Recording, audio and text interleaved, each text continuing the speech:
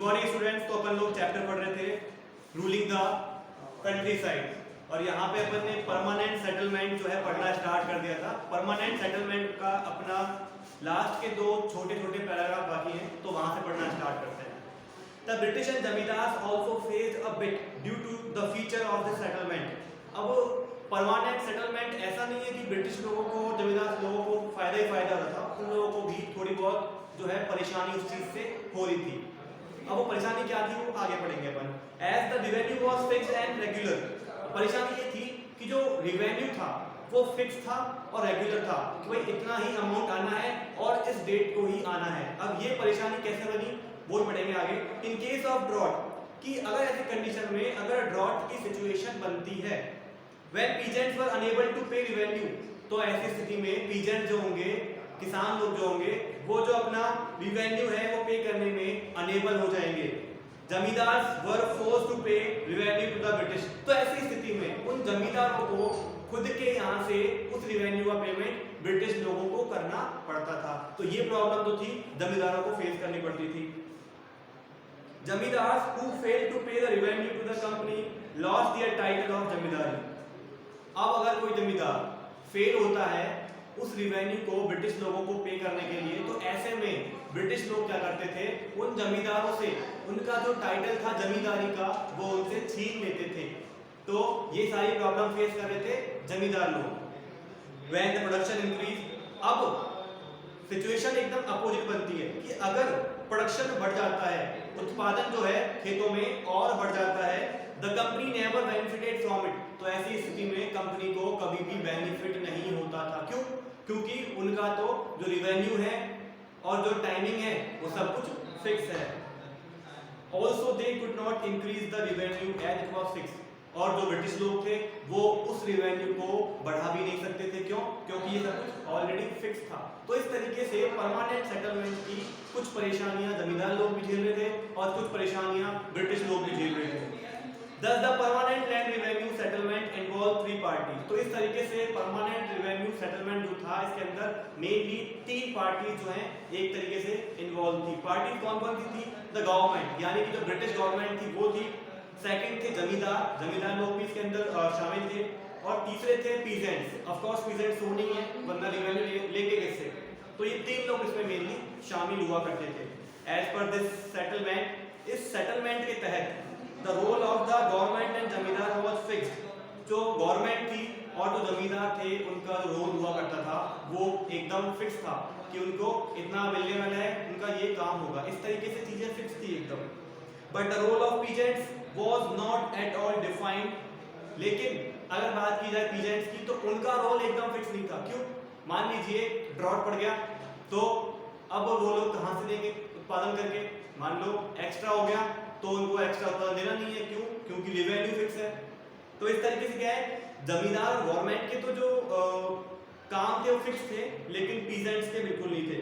The peasants were put at the mercy of जमींदार, लेकिन जो पीजेंट्स लोग थे वो जो जमींदार हुआ करते थे उनकी कृपा पे एक तरीके से रहते थे। And thus they were the worst affected due to this settlement। और इस वजह से सबसे ज्यादा प्रभावित अगर कोई इस परमानेंट सेटलमेंट में हुआ था तो वो हुआ था पीजेंट्स। तो इस तरीके से अपना परमानेंट सेटलमेंट वाला टॉपिक होता है खत्म।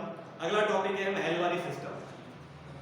The government of William वेंटिक made a thorough revision of the act of 1823।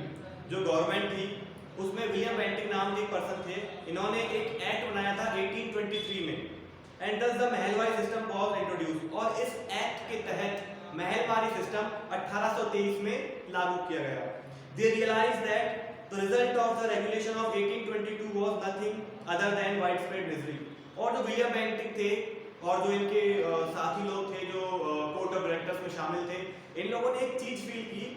इन्होंने ये फील किया कि जो रेगुलेशन एक्ट था हमारा 1822 का, उससे ज्यादा कुछ नहीं हुआ, सिर्फ और सिर्फ मिजरी जो थी, जो दयनीयता थी, जो बुरी हालात थे देश में, वो कंट्री में चारों तरफ फैल गए थे।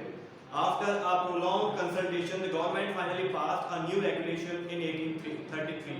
इस तरीके से एक लंबी बातचीत के बाद में क्या हुआ, जो गवर्नमेंट थी उन्होंने एक रेगुलेशन पास किया 1833 के अंदर। यानी कि एक बातचीत चल रही है, अपन पढ़ रहे हैं किस तरीके से महलवारी सिस्टम यहाँ पे जो है लागू हुआ था। The Mahalwari system of land revenue was introduced by Holt Mackenzie and Robert bird. यानी कि जो महलवारी सिस्टम था वो जो लागू किया गया था उसमें दो लोगों का मुख्य तौर पे हाथ था। रॉबर्ट मैर्टेंस बर्ड नाम का पर्सन था, एक था Holt Mackenzie. It played a large part in making the system more flexible. इन्होंने क्या किया, एक बहुत बड़ा योगदान प्ले किया, बहुत बड़ा योगदान निभाया किसमें, इस पूरे सिस्टम को और अधिक फ्लेक्सिबल बनाने में, ताकि इसको अपने हिसाब से कभी भी वो लोग मोड़ सके, अपने हिसाब से यूज कर सके। The process of preparing estimates of produce and rent was simplified too. और इन्होंने क्या किया, जो यहाँ पे रेंट्स वगैरह हुआ करते थे या जो एस्टिमेट होते थे प्रोडक्शन के, उनको बहुत सिंप्लीफाई कर दिया। यानी कि पहले जो चीजें थी बहुत ही ज़्यादा कॉम्प्लेक्स थी, तो उनको इन लोगों ने, जो पर्सन थे जिन्होंने महलवारी सिस्टम स्टार्ट किया, इन्होंने उसको और सिंप्लीफाइड कर दिया और आसान बना दिया। It also introduce the fixation of the average rent for different class of soil. साथ ही साथ इन्होंने क्या किया, इन्होंने fixation of the average rent, यानी कि जो रेंट हुआ करता था, जो पीजेंट लोगों से ब्रिटिश लोग लिया करते थे, उसको भी इन्होंने फिक्स कर दिया। फिक्स भी किस हिसाब से किया, जो अलग अलग क्लास की सॉइल है, यानी कि सॉइल के आधार पर इन्होंने अलग अलग पीजेंट से अलग अलग रेंट लेना स्टार्ट किया। The process of measuring land examining soil quality were improve further. साथ ही साथ यहाँ पे एक चीज और अच्छी हुई, वो क्या थी कि जो यहाँ पे लैंड को मेजर करना या नापने की जो प्रणाली थी वो, और सॉइल जो थी, मिट्टी जो थी, उसको चेक करने की जो क्वालिटी वगैरह है, इन सब को भी और इम्प्रूव कर दिया गया। The state demand the fixed at 66% of the rental value and the settlement was made for 30 years.